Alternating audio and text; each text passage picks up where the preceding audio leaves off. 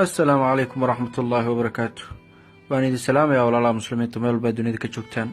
وولالكين مهند بحاشي أو وقت يدا قارج على يستوين إذا لبدا وقسوينك ولا الوحى إذا كعصن لها قفل بوقصة يسوع قرتو إنه فافيو وولالكيس كلا جرسيو مالين ما كم إذا ولا ليال نكان إذين مقدا سقوا تلفون كهالليو أيا وحى هالكي سومري gaarigii wiilka wadayana wuxuu ku mashquulsanaa taleefon laakiin nasiib daro wuxuu ka war helay gaarigoo ninkii ku tagay Allahu akbar wiilkii aad ayuu u naxay gaarigii wuu ka soo degay waliba asagoo aad u naxsan wuxuuna ula cararay walaalayaal hospitaalka si ninka naftiisa loo badbaadiyo badbaadada Allah ayaa hayay daqiiqada kadib waxa wadadii soo maray 3 wiil waxayna arkeen ambalaas ku baakiman wadada ama jidka sidaad u taqaan gaarigii ayuu istaajiyay wiilkan kadibna wuxuu ku yiri asxaabay aan ku ciyaarno dadkan markaas ayagoo foodeenayo ku dhaheen maxaad meeshan u taagantihiin labada wiil mid kamid ahaa ayaa wuxuu ku yiri yacni kuba ambalaaska watay ayaa wuxuu ku yiri annaga waxaan u baahannahay inaad na caawisaan qaasatan qof ayaa naftiisa halis ku jirto dhiig ayaan u baahannahay inaad nagu caawisaan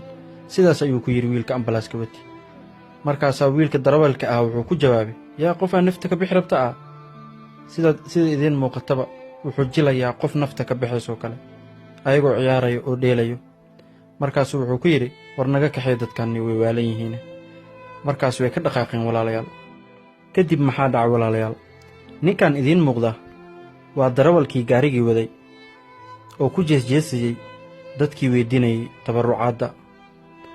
asagoo gurigiisa jooga oo TV-ga isticmaalaya ayaa waxaa soo dhacay taleefon mobilkiisa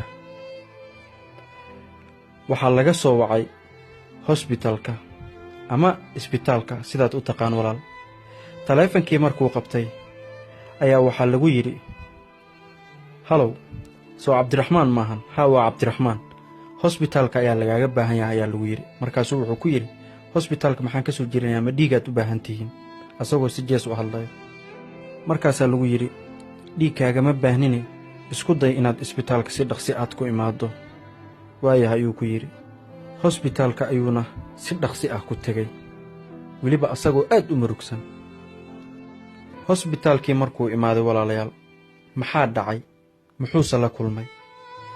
isbitaalkii markuu imaaday wuxuu la kulmay aabihiisu saalada saaran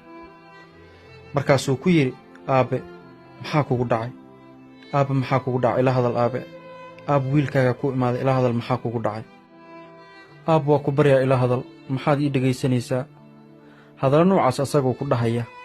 ayaa dhakhtarkii waxa uu ku yiri walaal macaan aabbahaagu wuu geeriyooday Allah u naxariisto geeridiisana waxaa sabab u ahaa dhalinyaro ayaa dhiig la weydiiyay dhiigana way diideen